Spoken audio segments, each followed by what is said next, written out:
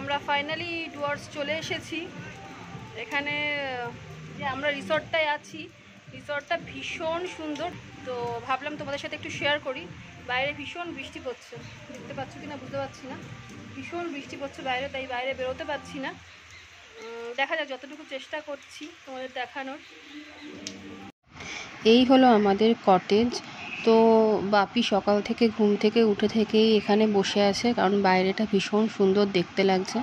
এটা হলো আমাদের পুরো কটেজটার বাইরের ভিউটা। তো কি করব বুঝতে পারছি না, কারণ সকালবেলা উঠে থেকেই এত বৃষ্টি। তো যাই হোক, আমাদের ব্রেকফাস্টটাও করা হয়নি, তাই আমরা ওয়েট করছিলাম কতক্ষণে ব্রেকফাস্ট করতে যাব। আর আমাদের রুম আর আমার মায়েদের রুম একেবারেই পাশাপাশি ছিল। চলো রুমটা তোমাদেরকে দেখাই। এই ছিল আমাদের রুমটা। তো রুমটা ভীষণ সুন্দর, একদম টিপটপ রুম। আর রুমটার জানলাগুলো এত সুন্দর, এত বড় বড় জানলা ছিল, দুদিকেই ভীষণ বড় বড় জানলা। আর বাইরেটা খুব সুন্দর দেখা যায় জানলা থেকে। রুমটা এরকম প্রিন্ট করা, মানে বেশ ভালোই।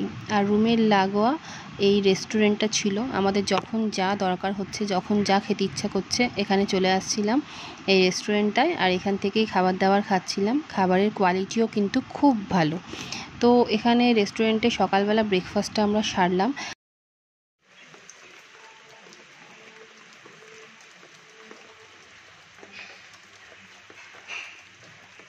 তো তখনও প্রচুর বৃষ্টি পড়ছে, আর আমাদের গাড়িও চলে এসেছে, আমাদেরকে বেরোতে হবে। তো দেখো এই কটেজগুলো কত সুন্দর লাগছে না দূর থেকে। তো আমরা আস্তে আস্তে ব্রেকফাস্টটাও সেরে নিলাম। আর কি করব, ওনাদের কাছ থেকে অনেকগুলো ছাতা অ্যারেঞ্জ করে তারপরে ঘরের দিকে গেলাম, কারণ এবার আমাদের বেরোতে হবে। আর আমরা যখন যাচ্ছিলাম তখন দেখো ডান দিকে এই পার্কটা ছিল। পার্কটা ভীষণ সুন্দর, মানে এখানে বিকালবেলা বসে টসে গল্প টল্প করা যায়, কিন্তু পুরোটাই ভিজে গেছে। তো আমরা তো খুব ভয় পেয়ে গেছিলাম যে আমরা এই বৃষ্টির মধ্যে কিভাবে পাহাড়ে ঘুরবো। তো দেখলাম কিছুক্ষণ পরে বৃষ্টিটা একটু কমে গেল, আর সারাদিন সেভাবে বৃষ্টিও হয়নি। তবে এখানকার মানুষজন সত্যিই কিন্তু খুব ভালো, আমাদের ছাতা দিয়ে নিয়ে যাচ্ছিল বারবার। তারপরে আমরা যখন যা খাবার দাবার চাইছিলাম আমাদের সঙ্গে সঙ্গে এনে দিচ্ছিল।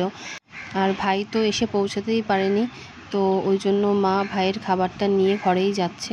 ঘরে এরকম সুন্দর খাওয়ার অ্যারেঞ্জমেন্ট রয়েছে, সোফা সেট রয়েছে, তো ওখানেই খাচ্ছিলাম। তো তখনও বৃষ্টি কমেনি, তাই আমরা ছাতা নিয়েই ফাইনালি যেখানে ঘুরতে যাব সেই দিকে রওনা দিলাম, কারণ কিছুই করার নেই, ঘরে বসে থাকলে তো হবে না।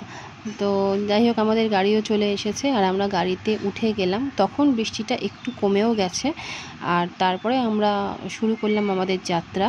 তো কোথায় যাচ্ছি সেটা পরের ভিডিওতে জানাবো। চলো আজকের ভিডিওটা এ পর্যন্ত।